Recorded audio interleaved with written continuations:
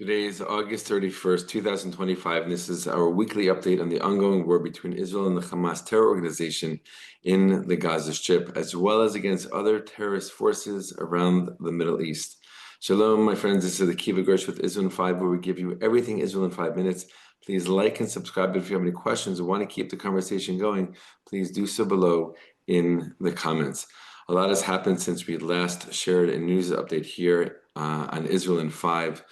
In the last couple of days, two bodies of two hostages that were slain, that were killed by Hamas terrorists on October 7th, were brought back to Israel after being found in the Gaza Strip as a result of interrogation of terrorists who were captured by the IDF.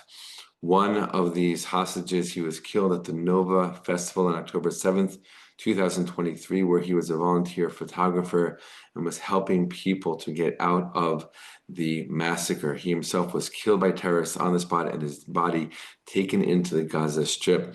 Another man from the Kibbutz Be'er, he was part of the defense force there, fighting terrorists, trying to protect civilians there. He was also killed on October 7th and his body taken that day into the Gaza Strip. The families finally have closure to this story, knowing that their loved ones were killed, but finally having a place to bury them, a grave to visit. There's a big and very important news here in Israel.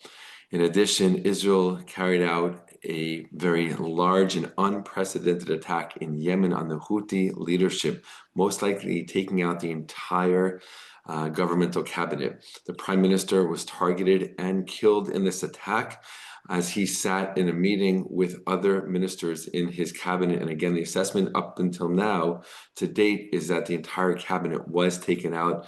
They were in an underground compound. Israel launched a significant and again, unprecedented attack, a mission that required multiple refuelings mid-flight by Israeli fighter jets.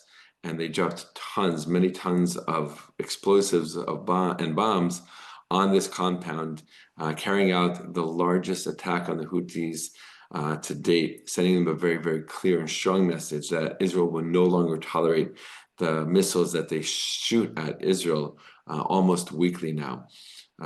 We know that the Iranians are the ones who are fueling and supporting, arming and funding the Houthis. So this is also a very strong message to Iran.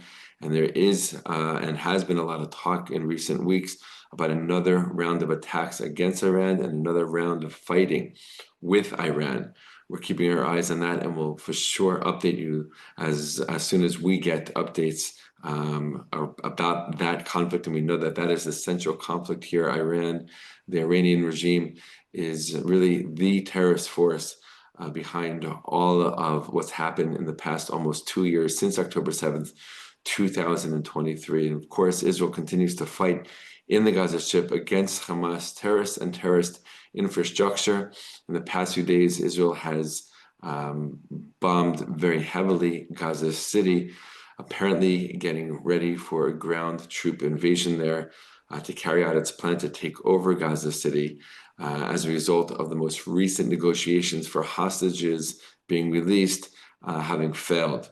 And Israel says it will no longer accept a partial deal. It will only accept a full deal with all of the hostages, those both living and not living, being returned back to Israel.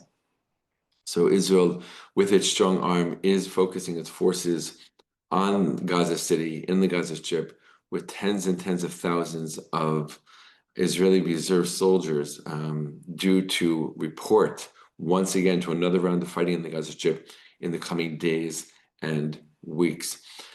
In addition, Israel continues to target and to destroy targets in southern Lebanon belonging to Hezbollah and their terrorist infrastructure there to make sure that they no longer are a threat to Israel. Israel has delivered to them a very major blow already from the beginning of the war, and rockets have not been fired by Hezbollah in many months, but Israel is still carrying out attacks there to make sure that what they have left there is not going to be a threat or danger to the Jewish state. This is a summary of the most important events that have taken place in the past few days. Again, the strike on Yemen, the fighting in Gaza City, the finding of 2 hostage bodies and the return of these bodies to Israel for proper Jewish burial. We continue to keep you posted and updated here in Israel in 5 on this ongoing war that is now reaching very close to the 2-year mark. As always, thank you for your support, your prayers, and your thoughts, your blessings for the people of Israel, for the soldiers of Israel, and for the hostages who still have not come home. We pray for every day to return finally back to Israel. All the best, my friends, and be well.